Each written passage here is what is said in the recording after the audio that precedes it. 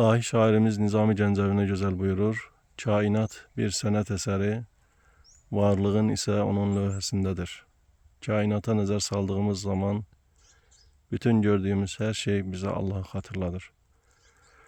Uca Rabbimiz dağında, daşında, meşesinde, ağacında öz güzelliğini gizlədir. Bu gördüğümüz möhtəşəm ağac varlığıyla diğer yıkılan ağaca dayaqdır.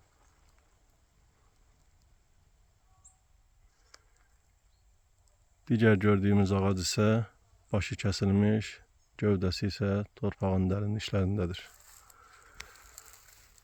Bu gördüğümüz ağac ise kırılmak üzeredir.